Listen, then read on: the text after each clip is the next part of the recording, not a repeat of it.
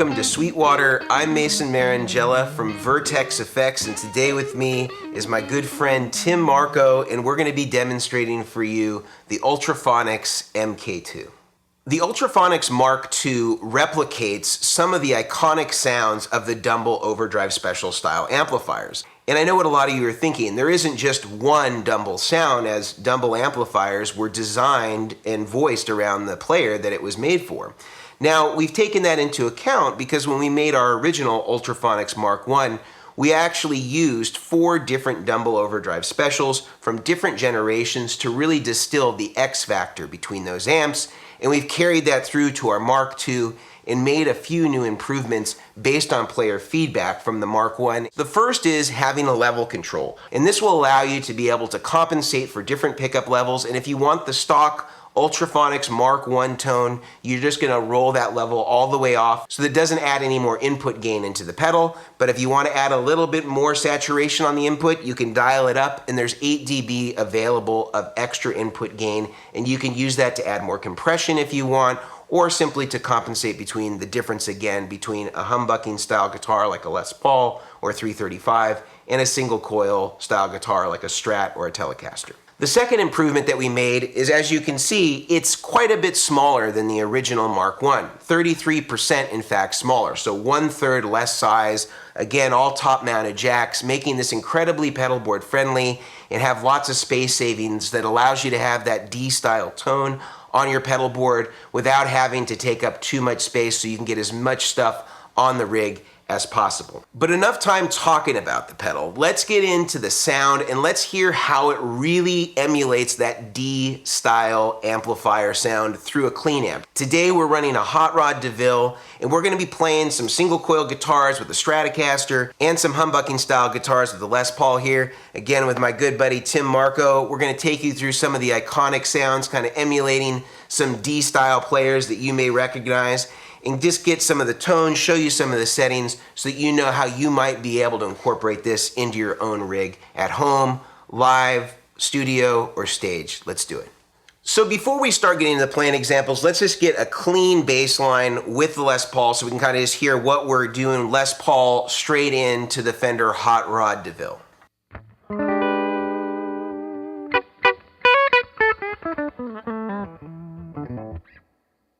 Nice and clean, little bit of reverb from the amp, just pretty simple. Now let's add in the Ultraphonix MKII. Everything here is at noon, so this is just kind of a bass line. It should be right about unity gain at this setting.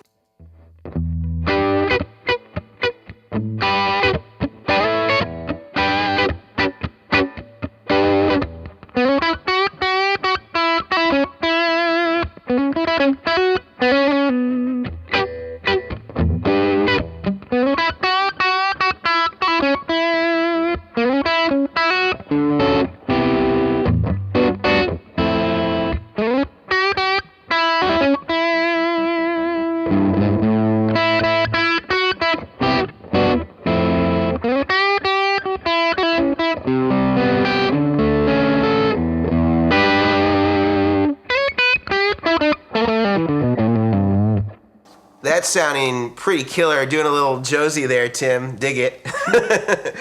But let's get into some of the actual settings that I think kind of match up most closely to a lot of the players that we might know and recognize as being Dumble or D-style amplifier users.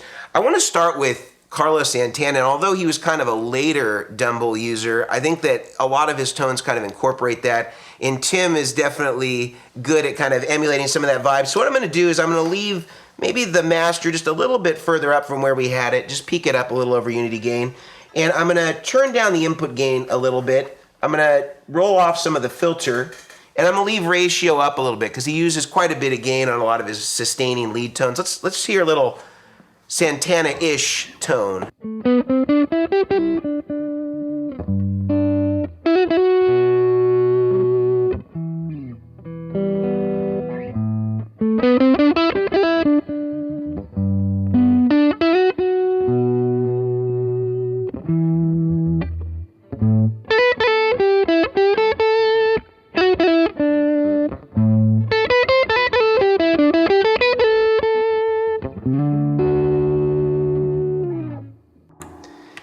definitely has a little bit of that vibe. What are you kind of getting from it in terms of response under the fingers, Tim?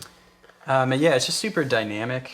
So you have like a big bottom end with the low strings, but then depending on how hard you pick, you can get more gain or less gain.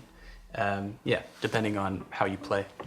Let's try something a little bit different now. Let's go to another kind of D-style tone that I feel like this really does well, is kind of the Robben Ford-ish type vibe, kind of doing a little bit brighter Dumble sound. So I'm going to bring up that filter because he's a little brighter of a player, and maybe bring up the input gain a bit.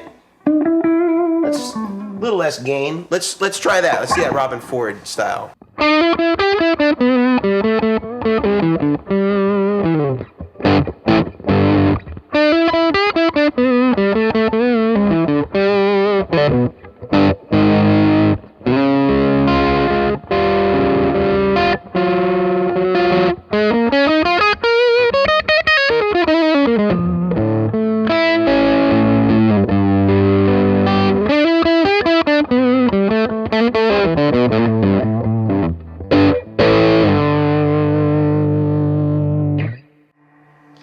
I'm loving the sustain there and kind of just the fatness and the bloom. What are you kind of getting from, maybe how that setting changed from what we had before? Yeah, for me, that tone is just amazing with the bridge pickup, and then if you just roll the tone off a little bit, that just kind of gives you that Robben Ford thing. Can you show us like how that changes? So like if you're going lighter on the pick attack with this, and then you dig in more, like what that changes like? Yeah.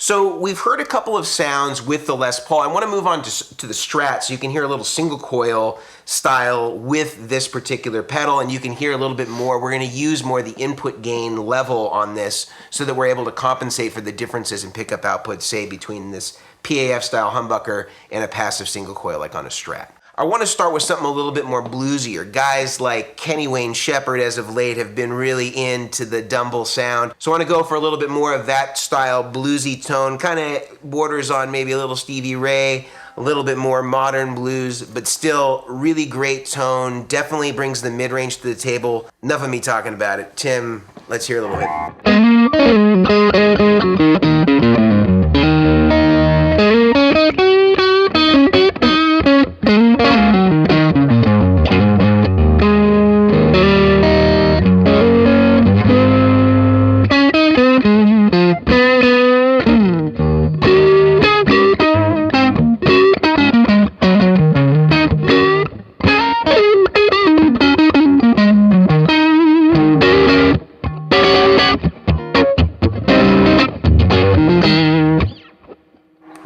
Let's just give a reference real quick. I'm going to turn it off. Let's just hear what we got by itself, just the Strat.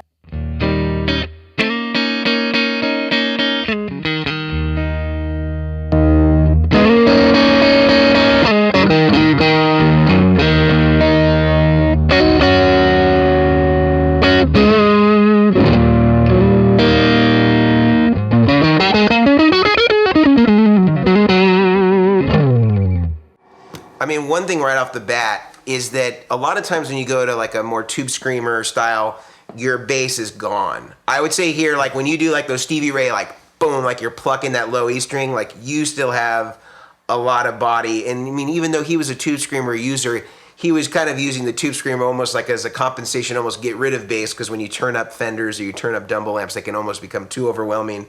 But I'm really getting a lot of that out of this.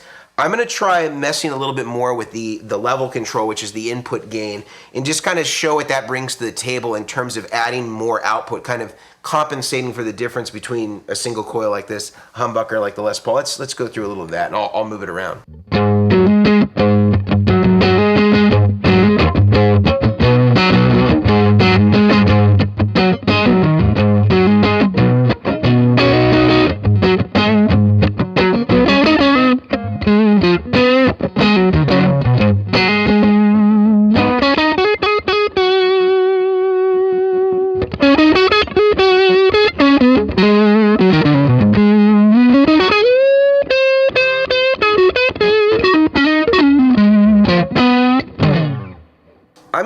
way, that as you go up in level with that input gain, it can get a little bit farty. I would say almost maybe too much overdrive to the actual device itself. And again, the device is going to have some clipping if you start pushing a lot of volume into it. I think that the sweet spot for a Strat is somewhere around the middle or lower, depending on kind of how hard you want it to hit, if you want cleaner overdrive or a more distorted sound. What were you kind of feeling as I was kind of shuffling it back and forth between minimum and maximum? Yeah, it's almost like it's giving it more hair, which is nice. So like when it went to the mid, like sort of midway, like you were saying, the sweet spot, it wasn't so much hair, it was just more just like fatness. And then after sort of midway, it was like more hair, which I didn't really mind the farty tone. Yeah. I kind of like farty tone, so. Yeah.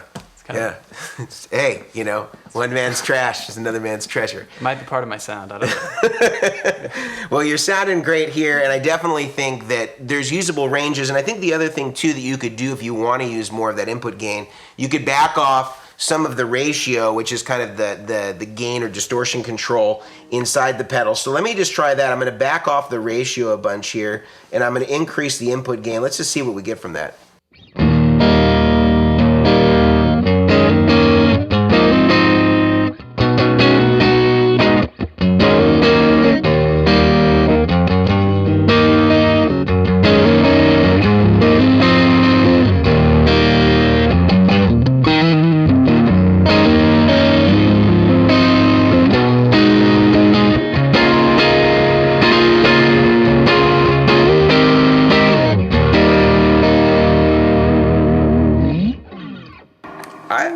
I actually kind of like that. I mean, how would you say that game was different than what we were starting with? I'm not really sure, but that was really good. That sounded amazing. Certainly versatile, though, and although you may think you're just going to get D-style tones out of this, I think we proved here that you can get a variety of tones just to kind of depending on how you adjust and where you get the gain from. Are you using that level control, which is adjusting input gain? Are you using that ratio control, which is kind of more of a typical gain control you see on a pedal? And then, of course, the master is just adjusting overall output. So if he's playing, I bring it down, it's going to get quieter. I bring it up, it's going to get louder. That's happening after all of the signal processing and distortion processing in the pedal. But I'm going to go for more of a Larry Carlton sound on this. And Larry was kind of a little bit darker, smoother, had some gain to play with, but had really precise pick attack. So I'm going to leave the master as is. I'm going to turn down the input gain on this one all the way, bring the ratio up a little bit, darken it up a little bit. Let's try some Larry Carlton-ish stuff using that setting.